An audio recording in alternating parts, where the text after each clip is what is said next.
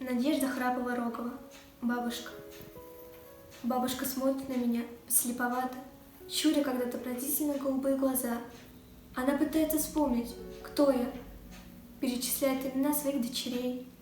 Она не помнит меня, совершенно не помнит. Внучка я, внучка твоя Надя. Внучка. На лице у бабушки появляется радостная улыбка, а глаза наполняются светом. В моих же глазах застыли слезы, а горло сдавливает ком. Чувство бессилия – самое ужасное чувство, когда хочешь помочь человеку, а сделать это невозможно. Я прячу боль за веселой улыбкой и болтовней. Бабушка радуется, ей приятно слушать голос внучки, пусть даже стертый годами из ее памяти. «Как ты? Как дела? Как здоровье?» Она медленно, чуть-чуть поднимает руку, словно отмахиваясь от вопроса. Ее рука последние несколько лет поднимается с трудом. «Хорошо все. А ты как?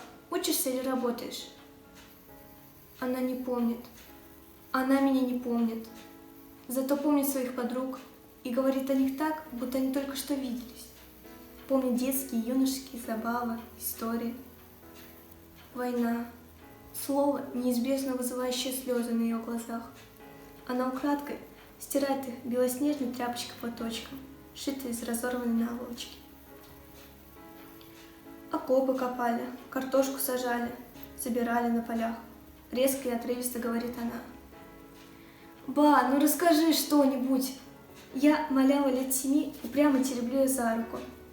Рука сухая, в морщинах, но по-прежнему сильная. «Отстань!» — резко отвечает она. «И не смей говорить об этом. Ты не понимаешь, о чем просишь». А вот другая картина.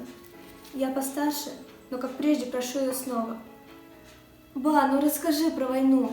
Мне для статьи надо, пожалуйста». И она говорит. Мало, подчеркнуто сухо, а в руках все тот же самый платочек-тряпочка. Она рассказывает, как было тяжело жить, работать. Не физически. Человек привыкает к любому труду. Когда на фронте близкие люди, когда бабам приходят похоронки, когда каждое новое письмо открываешь со страха, жив ли, не ранен ли. А над головой серое небо, тяжелое, будто давящее.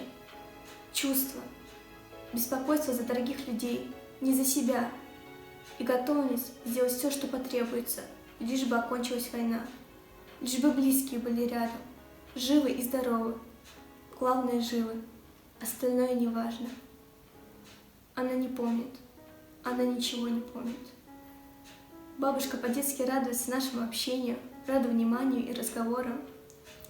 Я вспоминаю года, когда мы жили вместе, ссорились, мирились, не понимали друг друга, порой говорили резкие слова. Неумение оценить момент настоящий – хроническая болезнь каждого человека. А когда приходит понимание, становится уже поздно. Стерты воспоминания, забыты лица и голоса. И от этого чертовски больно. Пора уходить. Я обнимаю бабушку за сухонькие плечики. Она улыбается, она счастлива. Как хрупок этот мир, как краток. Дрогнувшим голосом она неожиданно, чуть застенчиво просит. «Ты приезжай, когда будет пенсия. Денежку тебе дам, гостинцев себе купишь. Приедешь?» Она берет меня за руку и силой сжимает ее. Воздух исчез. Дышать нечем.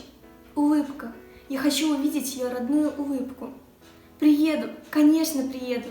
И тебе гостинцев привезу». Широко улыбаясь, отвечаю ей.